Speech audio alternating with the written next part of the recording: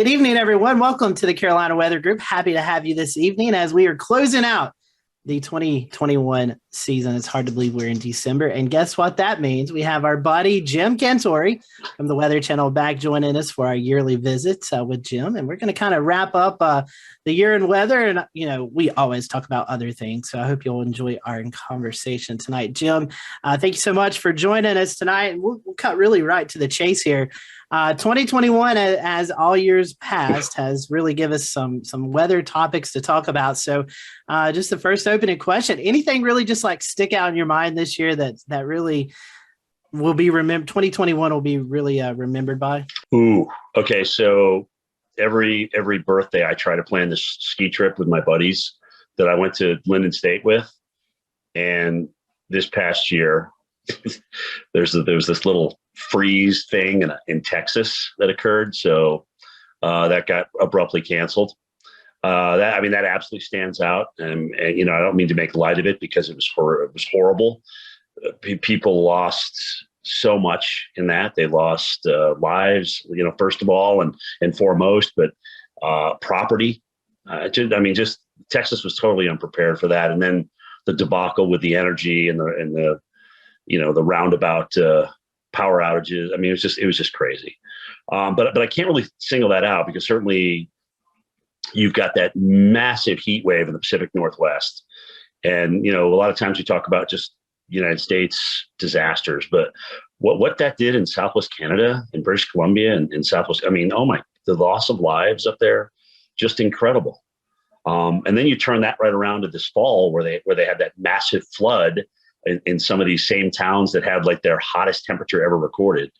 Crazy. Ida is the storm that stands out to me in terms of hurricane season, not because I was down in it, but because of what it did afterward. And I think what caught people off guard. I'll open this by saying it is time to give the high risk of flooding the same credibility, if not more, than what the SPC high risk outlook days get. That's where I'm at. Speaking of that, I'm glad you just mentioned that. Let's talk about the record-breaking summer that Philly and New York City experienced this year. Multiple flash flooding events, flash flood emergencies, and then tornado outbreaks on top of that throughout New Jersey and Pennsylvania. So your years as a meteorologist, have you ever seen anything catastrophic like this in the Mid-Atlantic and Northeast? And do you think this is going to be a trend from now on? Yeah, the seasons are broadening, right? In every which way. Look at didn't we just have like tornadoes in Connecticut and Rhode Island for the first time ever in November? It's absolutely not just a few weeks ago. So it's crazy. I've never seen anything like it. But expect the unexpected is all I can say. Don't just count on what your parents went through or what your grandparents went through, because in a lot of ways it's just not that way anymore with weather. And honestly, I can just say, look, it's our job to predict it. If we're talking about it and it's coming regardless of what time of the year it is, you got to pay attention to it because something's tipping us off to it, right? 2021, we had an above average season. NOAA pretty much nailed it. I think they were right there at the mark at 20, where it went to 21 total, but they nailed it on the hurricanes, the majors. We saw a lot of activity this year, but not as impactful as 2020. So, Ida, of course, sticks out, but what other storms stick out the most to you? We didn't have a 2020 year. I didn't think anybody thought that we would, even though it was a little scary because we ran up the numbers just like we did in 2020. And then all of a sudden, like mid-September, not only did the Atlantic Basin shut off, but the whole doggone globe did. What other storms stick out to me? I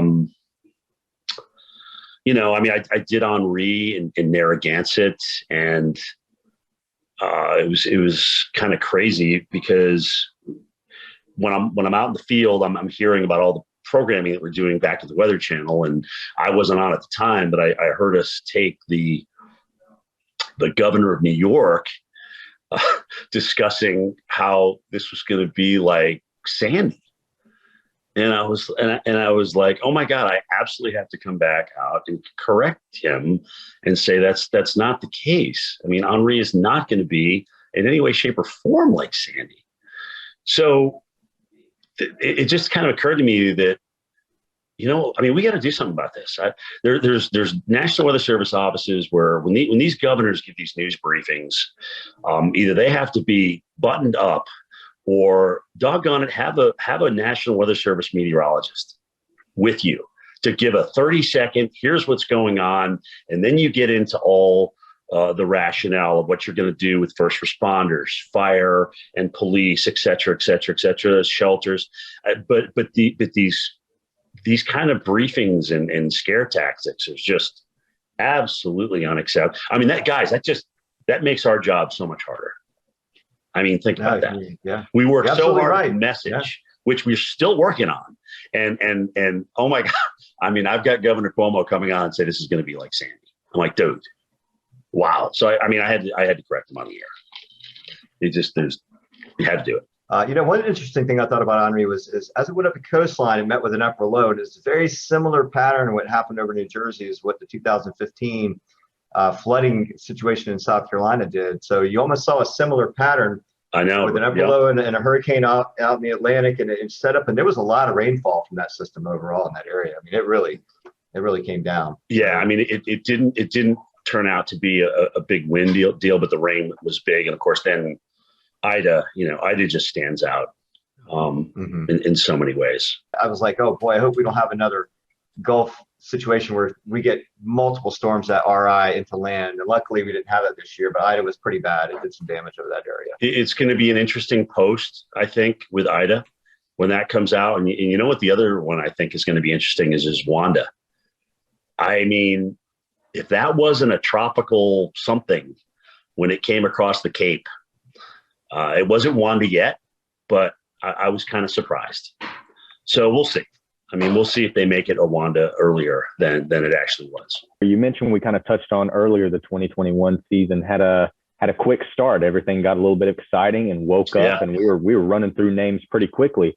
And then somewhere in September, towards the end, we reached the peak and then just boom, dropped straight off, and everything was quiet and dead for the rest of the season. Luckily for the United States, since we had been so traumatized with Ida. But what are your thoughts about that quiet end to the hurricane season? A little bit unusual by the standards of the way it started off. What's really funny is I really haven't heard much talk about that. Was it MJO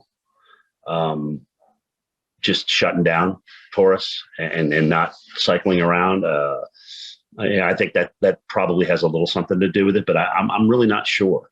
But yeah, like you said, I'm pretty happy that it did shut down, because we didn't need another, huge September and October and early November after what we had. That's for sure. You mentioned earlier, Jim, that's about time we start assigning some more significance to flooding high risks, just like we do with SPC high risks. Yes. With all this flooding and craziness going on, I think another topic that maybe gets underplayed sometimes or not assigned enough significance is these heat waves. To the Pacific Northwest heat wave back in June. I won't steal your thunder. Give me your thoughts on it. I mean, 121 in Lighten, and then Lighten burned down. Was that an unprecedented event in your career? Absolutely. Never seen anything like that. As long as it lasted and as far north as it went. Like I said at the top, a lot of times we talk about USA disasters, but that was a North American disaster because it went well into Canada, setting all-time record highs. And then this year, coupling that with that insane flooding that we just had in the Pacific Northwest about a month ago. So just, the yin and the yang, man. All in 1 year. It's just crazy. Do you think we're experiencing any pushback from folks that are just tired of these extreme events? They're weary and they're starting to not pay as much attention, or they're getting a little less careful in their preparations because they're so tired of caring about everything. I think there's red flags going up all over the place. I mean, I think if there's pushback, it's because there's just so much information coming at them. It's like, look, I got COVID, I got the kids, I got a meeting with my boss about my job. I I don't have time for this weather situation. So that's probably playing a role in it, just social aspects of people's lives. There's warnings everywhere. You got apps, you got TV, it's coming at you from all angles. And I think sometimes the easiest thing to do is just to go hide from it and ignore it versus face the reality, right? I mean, if somebody tells you, if you're a prolific drinker, that you got a drinking problem, I mean, the first thing that you want to do is ignore that, right? Until you kind of accept it for yourself. If that is in fact a problem, then you don't. You kind of ignore it until it hits rock bottom. And in this case, it would be hitting rock bottom with a storm hitting you right in the face, or a heat wave, or a cold wave, an unprecedented cold wave, or snow, or a hurricane, or a flash flood. So, I think there's some social issues attached to that, information just coming at you from all angles, plus just life interfering with that too. It was an interesting year in that the GFS seemed to start outperforming King Euro a few times. Any thoughts on those advancements and just overall, just how much better we're getting at this? I mean, I don't think it's any surprise that higher resolution leads to better modeling. But really, because if you think about it, I mean, the European still has higher resolution, but they had you remember last year that west bias that they had with everything, and this year they didn't do that great as well. So something in those physics went wrong. But the new package, the FP3 pad, I just think has gone really well for the GFS. Now that said, they've also been producing a pretty big snowstorm for Wednesday and Thursday in the Northeast till the other day. So, and the Europeans been kind of just not doing much with it. Let's see what happens next year. Let's see what happens. But I do think, to your point, that the GFS is absolutely something to watch now. It's absolutely truly to be considered, potentially even in a lot more. And maybe what's even more interesting is going out 10 days. There's this GFS feature. It's not on the European. It starts showing up on the European like day 7, and then they both kind of bring it in or bring it nearby as you kind of close in from day 7. So maybe the takeaway is the GFS is something to watch now, and it's got a little believability as we go out to that 7 to 10 day forecast. And it's no strange. And NHC's been talking about a 7-day forecast, which I think is a blessing and a curse, right? Because if all of a sudden we've got something aimed at Houston 7 days out, I mean, you're talking about a huge city that is going to absolutely freak out. And then coming within 5 days, all the models are starting to shift toward the right. All right. And putting Lake Charles, and you guys know what I'm talking about, right? All right. So we have to deal with that. I mean, how many days out are really perfect to get people out of harm's way? And the other thing too is, on the other side of that, holy smoke, if something develops in the Caribbean as a depression and then moves north, and all of a sudden we got a Cat 4 or 5 hurricane slamming the Gulf Coast in 3 days, how do we prepare people for that? So you can't warn too early and you can't warn too late. So where that happy time is and how we case that and that message, I still think we got a lot of work to do on that. Note to snow weenies, this is not licensed to post 10-day snow maps. No, God, no.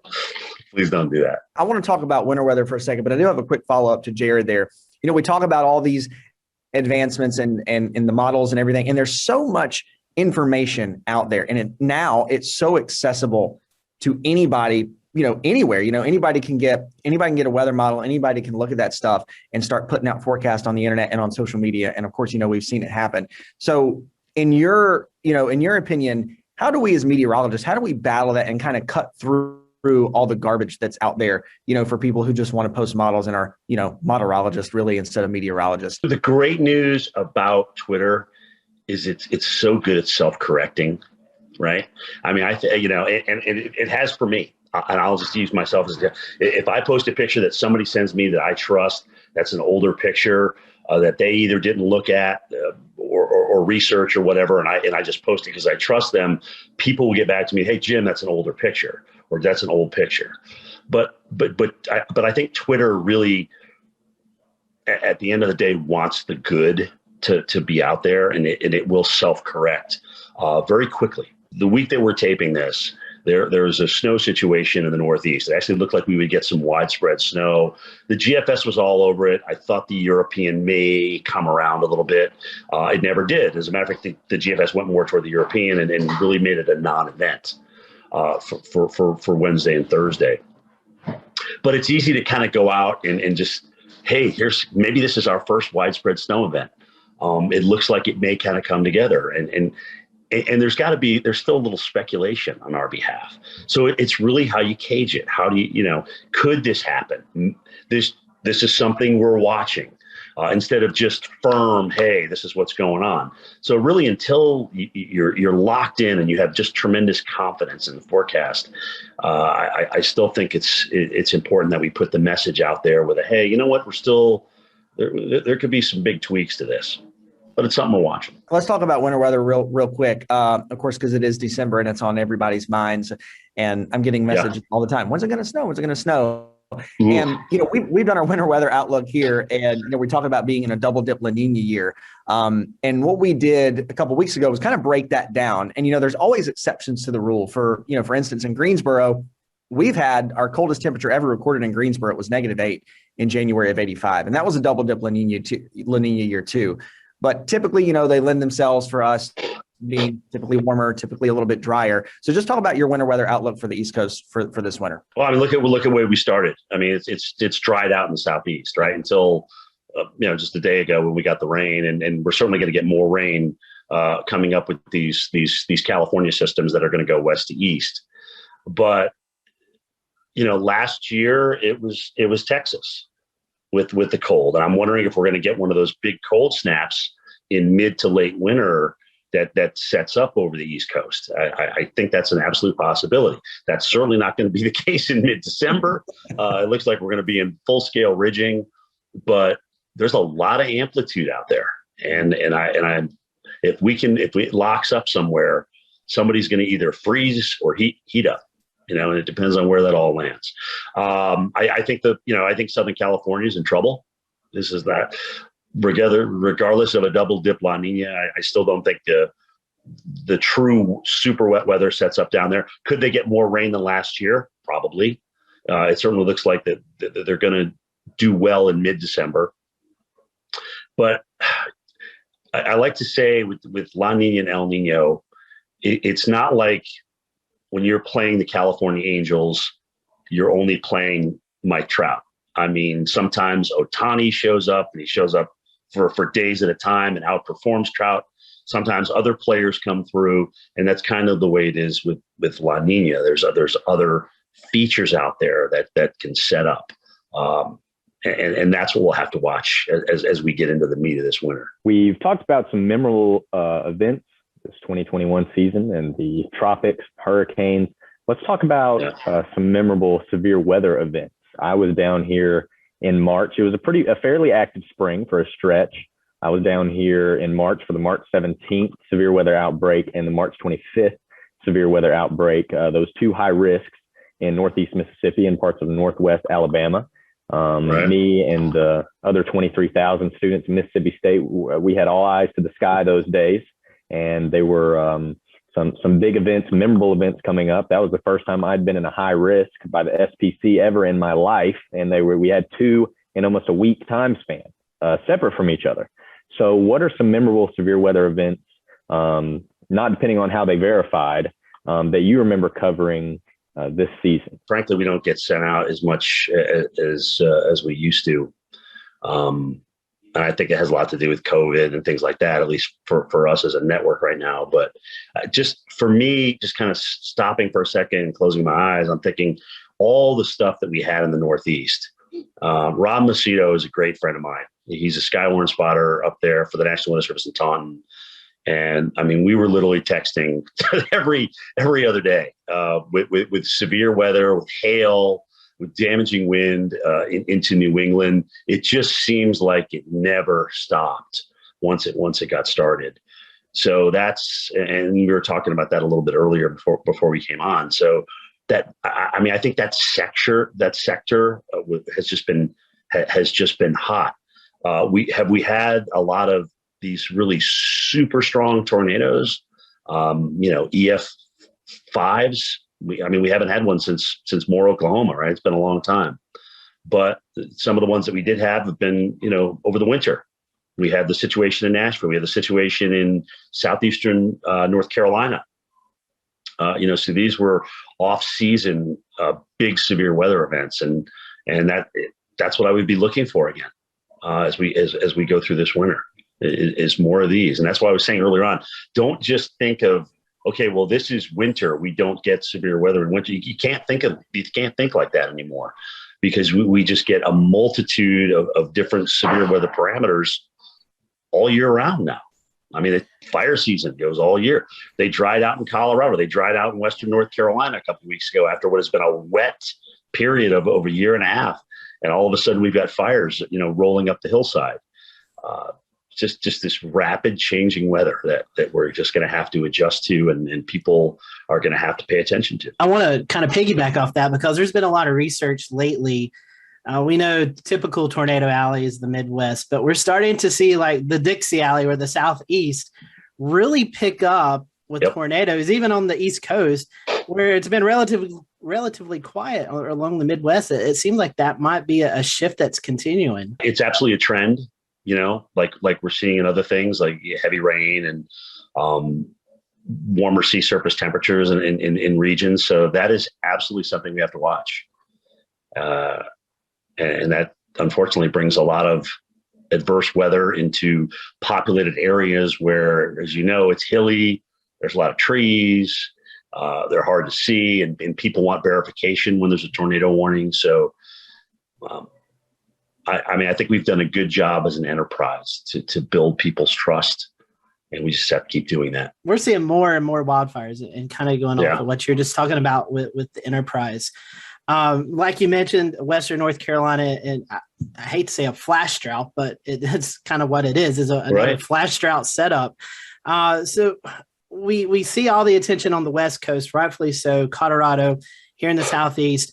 What do we need to do as an enterprise to better prepare people for these droughts and these wildfires that really just seem to be getting larger and larger as we go throughout the years? I mean, those are big news stories, big weather stories you guys cover on the Weather Channel and on national news. I mean, what do we need to do as this enterprise to get the attention of folks that this is a real thing that we're going to continue dealing with? Well, I mean, it's interesting preceding that Western North Carolina flash drought, as you talked about, and actually even a lot of North Carolina and South Carolina. I shouldn't just say the western part of the state. That's where the fire was.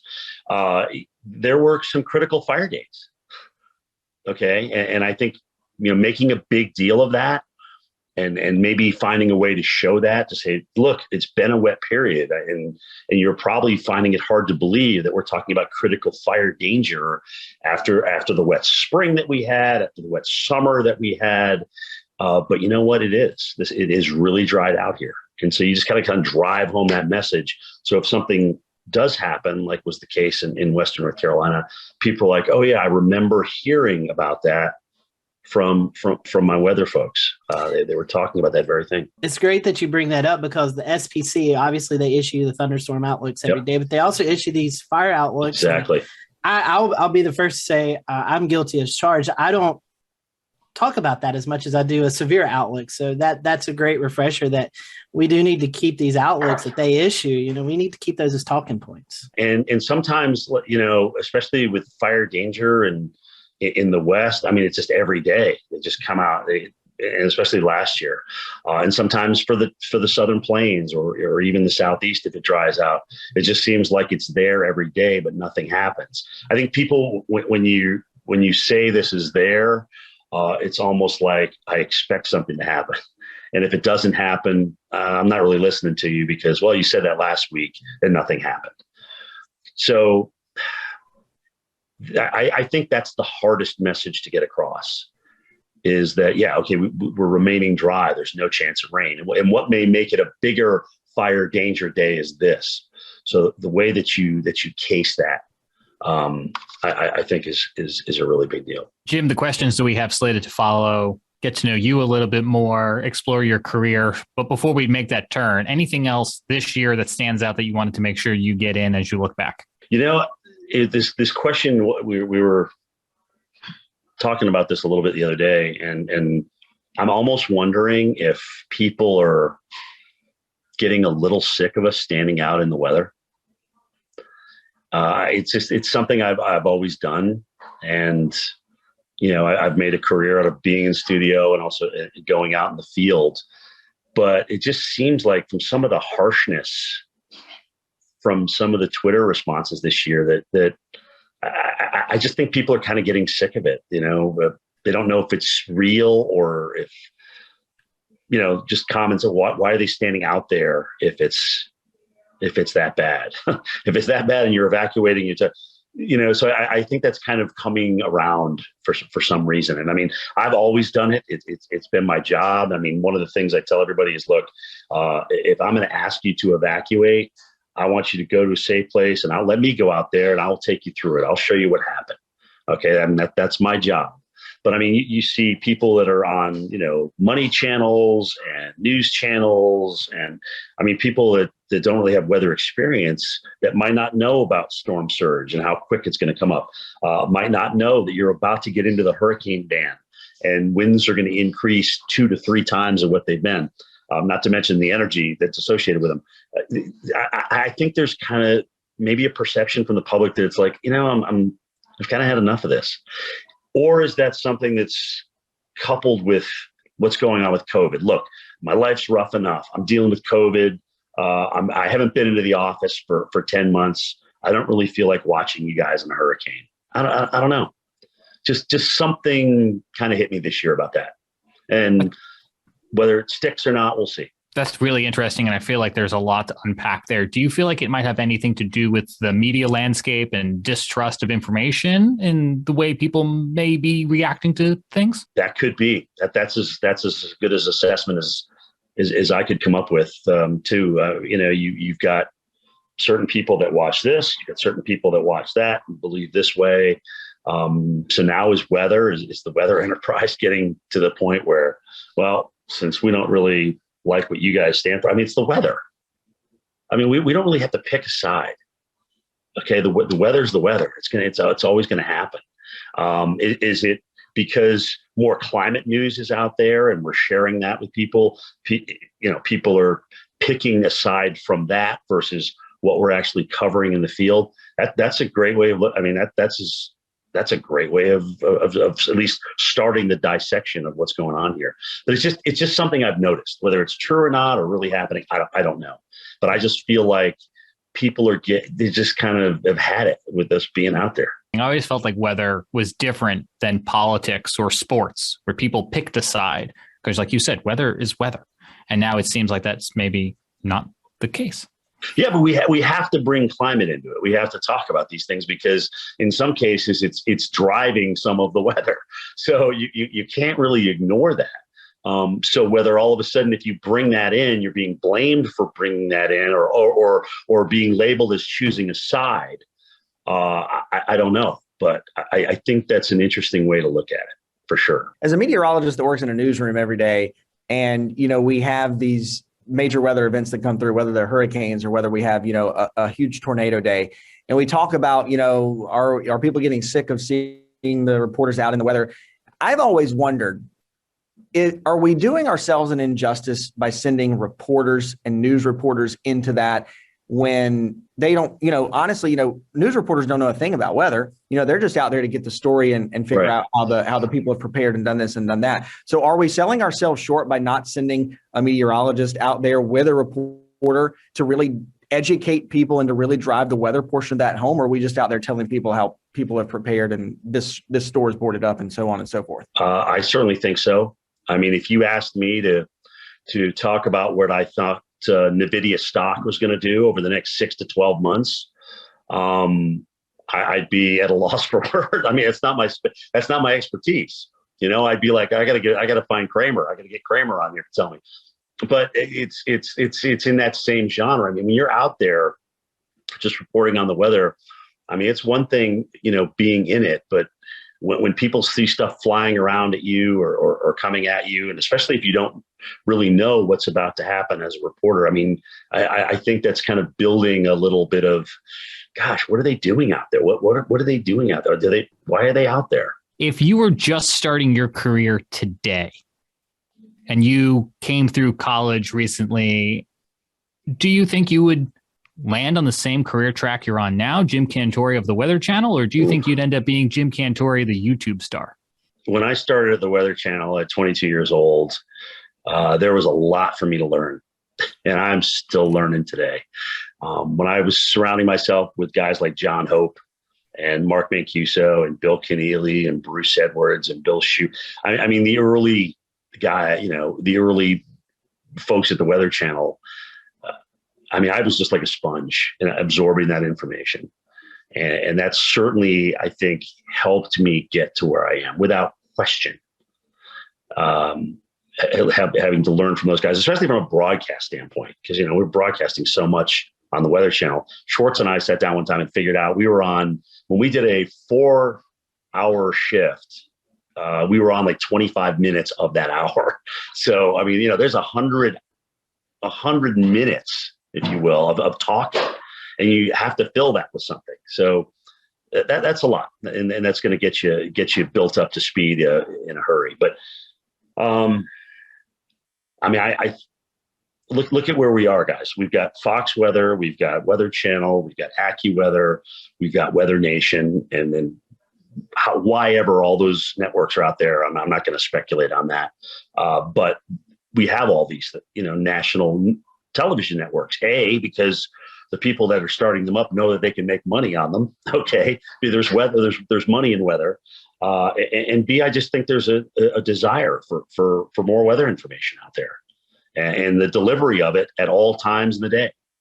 So I think if I was just starting up, I would probably want to be a part of that, be a part of a group to learn and certainly get up to speed on my broadcasting techniques and also my meteorology. I mean, when Michael Lowry came to the Weather Channel as our tropical expert, I mean, he was just a smart kid. I mean, I just loved listening to him and his theories on things and how he looked at tropical meteorology. So, I'm learning from the kids now. I'm learning from you guys now, which is just wonderful. I mean, that's the beauty of this science. You just never, ever stop learning. I don't care how old you are or how many years you've got in the business. Here on the show this year, we've interviewed Eric Thomas and Paul Barrios, two longtime meteorologists, Paul in the Chattanooga area, Eric in Charlotte. They're retiring after 35 years in the business. And it seems like nationally, I've seen some SPC meteorologists have retired this year. So to me, it kind of seems like we may be seeing that change of the guard.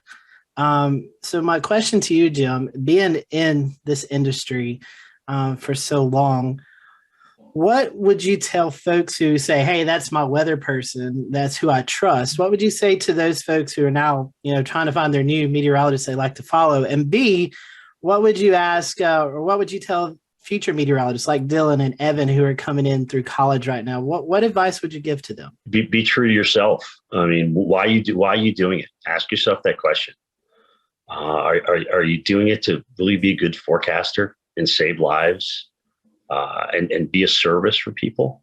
If the answers to those questions are yes, that's why I'm doing it, then you're on the right path. Then it's never like a panacea going to TV. There's things certainly as we know that have happened at the Weather Channel that I really haven't appreciated or enjoyed.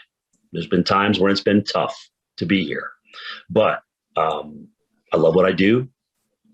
I love, the opportunities this company has given me, and certainly I've given them.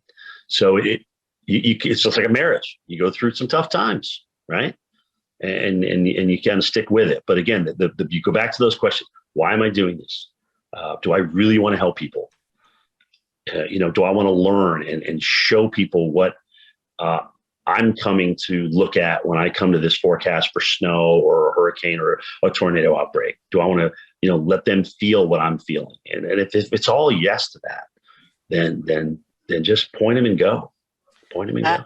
I had a separate question that I just want to jump in here. Charisma.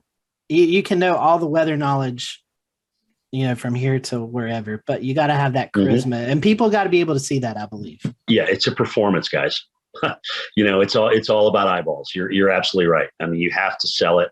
I think I don't know if I told you guys this before, but Al Roker says the worst thing you could ever do on television is be boring. That's the worst thing you could ever do for yourself and the people watching you, because all of a sudden, all that knowledge that you have is now gone. Right? It doesn't matter to people because you've lost them. You've lost your audience. So you can never be boring on television. So charisma is part of it. But I think, when you have a confidence in what you're talking about, when you have a confidence in the forecast situation and what's unfolding, that those two kind of go hand in hand, right? Because you're jacked about doing it. You're going to go out there and tell everybody about it, and you're going to be following it through, and they're going to be enjoying the ride with you. So, bringing people in to what you're doing, and showing them that you have that knowledge is charismatic in its own right. Jim, we have a few viewer questions to go through, so no particular order here. First up, Chris Mulcahy asks, what is your first hurricane that you covered on TV? That would have been Andrew in '92. It would have been the second landfall in Baton Rouge, Louisiana. I will never forget it as long as I live. The storm stalled over the bayou. We went to bed. I was in this old hotel with the air conditioners in the windows. And at about 4:00 in the morning, my window unit blew in. It literally blew in the middle of my floor. So I was just like, obviously, when I woke up, I went to the window. I'm looking out. It's like the 4th of July out there with all the transformers that are surging. So I just called my producer. I'm like, dude, we got to go live. We got to go live right now. It's coming in. It's coming in. And it was probably one of the earliest times we've ever been up and out on the Weather Channel. But I mean, that started it right there. And that's when I knew I loved being out in it. Yeah, it sounds like a trial by fire there for that to be your first hurricane. A little bit, man, a little bit. But it was fun and it was exciting, and I just like being out in it. But from that point on, it became more than just being out and getting the big pump from being in the storm. In 1996, a woman came up to me on Wrightsville Beach in North Carolina, and it was unbelievable. We had hundreds of people behind us, where my producer actually asked me to split them so we could see that there was an ocean behind us, the Atlantic Ocean. And when we did that, I don't know, as we were doing all that, this lady had come up to me and she goes, Jim, I know it's not going to be good here, but I just wanted you to know that I'm really happy that you're here to take us through it. And I will never forget that. You could just see her coming, and I just felt like she had something to say to me. And when she said that, I just was like, you know what, dude, this is not just about the pump of being out in the field anymore. You have a purpose out here. You have a purpose to inform, save a few lives if people choose to listen to you and heed your information and pass that information along. So that's what it's all about, that's right? Really how it's grown. Yeah, it's exactly what it's all about. Yeah. Exactly. Quick follow-up to that, since you brought it up. I know that you sometimes see, people spray paint on their plywood covering their windows, Cantore go home and stuff like that. Do you ever have somebody actually get up in your face and rude to you about stuff like that? Some lunatic maybe? The folks in the Outer Banks don't usually like it when I show up, and they make that very well known, and that's fine. I get it. I'm certainly not there to close down anybody's businesses. But I will say for many, many years, not only are we telling you when to leave, but literally in the same broadcast, we are telling you when you can come back. And if the storm's going to pass by the time the weekend is done, and if they're asking you to evacuate, you got to evacuate. But you know what? You'll be able to come back in time for the weekend. And I think that's a responsible thing to do, whether people feel that way or not. But yeah, I mean, I've had a couple folks in my face about it. It's part of the job. Another hurricane question. Seth Monteith has asked, what's the favorite hurricane that you've covered? The ones that croak before they make their way to the coast, and the ones that I'm in sunglasses on and eating pizza. Okay, making light of it. Amen to that. You're right. I mean, those are the ones I like, guys. I'm going to be honest with you. Favorite. After going through Katrina, after going through I think 107 now assorted tropical systems, they're just not fun. There's nothing fun about people losing things and being displaced and being flooded or no. Fun is not it. Sure, there's a jack about it. There's a pump, but fun, no, never. One more hurricane question here from Jim Williams. How much input do you have in placement for where you are when you are chasing a hurricane? It's funny you say that. I think I saw that when we put the tweet out about the fact that I was going to be on with you guys. I was like, oh, that's a good question. Anyway, so I actually do have a little bit. They do say, Jim, what are you thinking? Where do you want to go? And so I do have a little bit of pull in that area.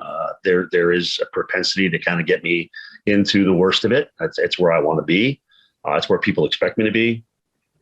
So sometimes it's an easy choice. Sometimes there's a little of this going on, because it's not just me. It's when we're on, what times we're on, what people have already been sent out. Because sometimes I don't feel comfortable going out really early for a situation, because look at Sally. Remember Sally last year in 2020? Okay, here we go. Central Louisiana. Oh, New Orleans. Oh, Biloxi. All of a sudden it winds up, flooding Pensacola. And I was like, you know what? I don't think they wanted me to send me to New Orleans. And I said, I don't really think it's going that far west.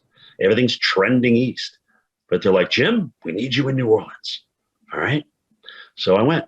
And sure enough, we wound back up in Pensacola. But, I do have a say in it, and I do appreciate that. And last from Lynn Mold, she wants to know what you are most proud of. One of the things I'm most proud of is the fact that early on in my career, leaving home, and really, I come from two adopted parents that just loved me to death. For all four of us were adopted. That's another story. But I talk to my mom every day, and to have my parents be able to watch me on television and keep that connection. That's probably one of the things I'm most proud of. I thought it was going to be when Anthony Soprano turned you on one of the episodes of Sopranos. I thought maybe that would make you proud. Dude, that is a close second. I cannot lie. I was watching it myself. And all of a sudden my phone's just like blighting. I was just blowing up everywhere. I'm a huge lover of high winds, so long as people aren't losing life and property. What's the strongest wind gust, can be guesstimate, that you've experienced in your career? I'm going to say 90 to 100. With Isaac in New Orleans, when we were between on Canal Street, between those buildings. That's the same wind that pushed those dumpsters out into the street, which people thought we staged out there. Anyway, but I'm going to say 90 to 100. And it's enough to blow you right off your feet. No question. We talked about you being out in the field earlier. If you could ever groin check that guy at the College of Charleston again, would you do it? Yeah, but I wouldn't miss next time. If you guys know anything about the target, I missed the target because if you hit the target, nobody's getting up and moving. Right? Okay. We just considered you a kung fu master after that. So your followers know you spend a lot of time in Georgia, and specifically the Blue Ridge Mountains of Georgia. Yeah. Georgia. I've been there a few times myself. It's a great place to be. What's some of your favorite activities to do in that part of the state? I always had like a place to go on the river where I detoxed from storms and things like that. And, that's what I brought my kids up doing. And, we always floated down the river and sat in the river and just enjoyed the weather in North Georgia. Because, I mean, guys, this is the same mountain chain I grew up in. It's just the southern part of it, right? It's Vermont to North Georgia. It's the same mountain chain. So I always wanted to be on the lake. And one of my very good friends, unfortunately, he's passed away, was always a big water lover and being on the water with watercraft and things like that. So I just kind of took a leap of faith and said, I want to get a boat. I want to get some jet skis and get out on the water. And I love just being out on the water, whether it's paddleboarding or being on the boat or being on the jet skis. I mean, I just love it. So anything out on the water. What is a place that you really get excited when you know you're going to be covering a storm there? And what things do you do in that spot when you're there? Favorite weather event to cover is snow, because typically if people do what they're supposed to do, nobody gets hurt, right? So Boston, I love going to Boston. I love going to Eastern New England. The North End, we'll get our coverage done. We'll hopefully get an evening meal at the North End in Boston and enjoy it. Sometimes I'll see Fisher or Mish Michaels, or I'll get to catch Harvey Leonard on television. I mean, that's where I grew up. A lot of friends up there, and it's definitely New England. I had to ask that because we recently taped with Mark Sudduth, the hurricane chaser, and I asked him that question. He said, "I just go to chain places because I never have time to get excited about going anywhere." I was wondering if it was like that for you too. You know what? It used to be, because sometimes we would have to do double duties, but now they kind of want us to be married to our shift. So since I'm on in the mornings, they want me on in the mornings. Like Tevin's on in the evenings now, and Chris Warren and Jackie, if they're out in the field, they're going to want them on their show.